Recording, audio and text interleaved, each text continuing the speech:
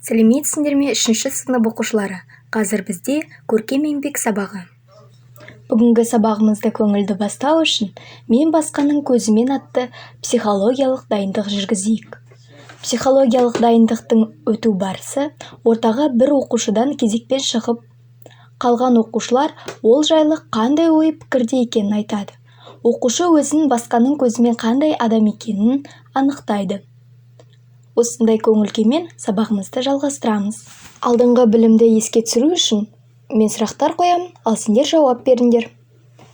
Балалар, есімізге түсірейікші, біз алдыңғы сабақта қандай тақырыппен таныстық? Сызықтық перспектива дегеніміз не? Оның бірінші ережесі кімнің есінде? Екінші ережесін кім жатқа айтып береді алады? Осы ережелерге кім мысалдар келтіре алады? Жарайсыңдар балалар, тамаша.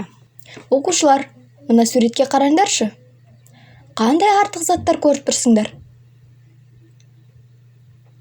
Бұл артық заттарды алып тастасақ, қандай сурет қалады?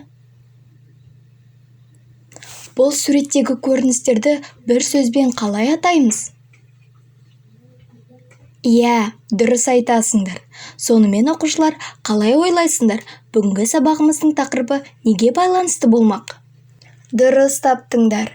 Бүгінгі сабағымыздың тақырыбы жыл мезгілдерін бейнелейміз деп аталады. Ал бөлім уақыт. Не себепті бөлім атауы уақыт деп ойлайсыңдар?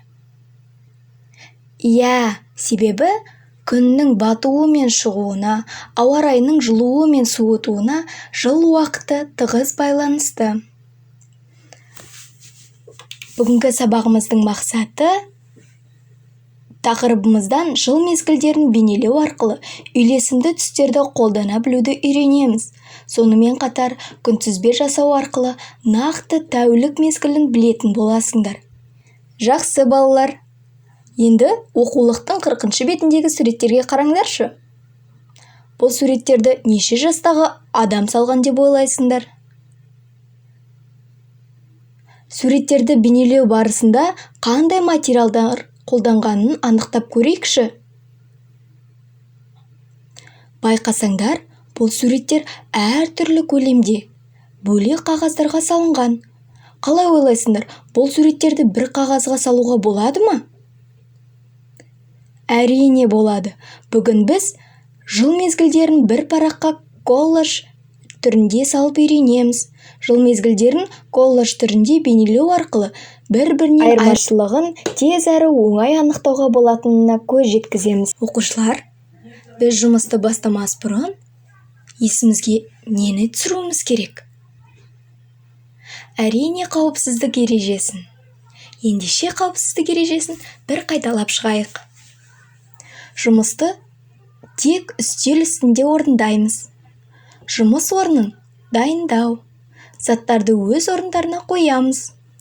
Жұмысты бастар алдында көйлек шеңін түріп, жұмысты байыппен орындаймыз. Жұмыс барысында әр затты өз орнына қойып отырамыз. Әр қылқаламды өз ретімен қолданамыз. Қылқаламды бас бармақпен сұқ саусақ көмегімен ұстаймыз. Қатты күшпен қысып ұстауға болмайды. Қылқаламды бояуға саларда ұқыпты жұмыс жасаймыз. Қажет емес түсті бөтелкедегі суға салып тазартамыз, қолмен емес. Жұмысты біткен соң қылқаламды таза сумен жуып, матамен кептіреміз. Бояумен жұмыс жасағанда абай болыңыз. Қолымызбен бетімізді сүртпейміз. Жұмыс үстелімізге бояу тигізбейміз.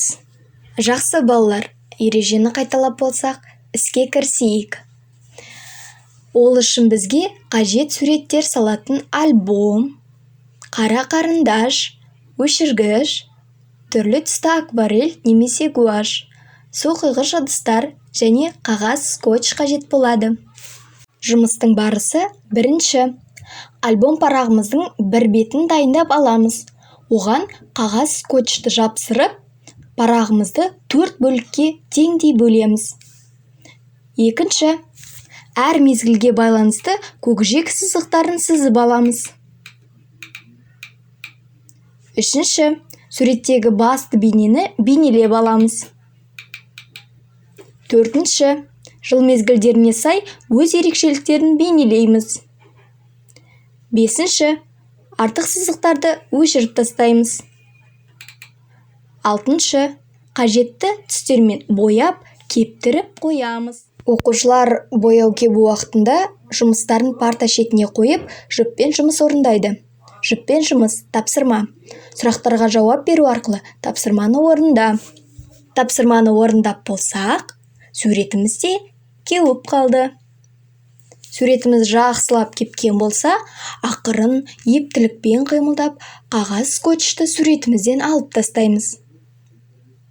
Осылайша біздің суретіміз дайын болады. Оқушылардың жұмыстарымен сыныпта суреттер көрмесі ұйымдастырылады. Тамаша балалар, жарайсыңдар. Өте жақсы жұмыстар жасадыңдар. Ал олай болса, енді бір билеп ән айтып алайық. Міне оқушылар, сабақ соңына да жетіп қалдық. Мен сендерге карточкалар таратып бердім. Ол карточкада интервью тәсілі берілген. Сендер ол карточкадағы бос орындарды толтырып, сұрақтарға жауап беріңдер. Осылайша біз сабағымызды қорытындылаймыз. Кері байланыс. Бағдаршам. Егер сабақ түсінікті болса, қызықты болса, жасыл түсті келіп жапсырамыз. Ал егер толық түсінген жоқпын деген ойларың болса, сары түсті жапсырамыз. Мүлде түсінбедім болса, қызыл түсті жапсырамыз. Жақсы балалар, күнделікті ашып, үй тапсырмасын жазып алайық. Үйге менің сүйікті жыл мезгілім тақырыбына сурет салып келеміз. Осымен балалар, біздің сабағымыз аяқталды. Сау болыңдар.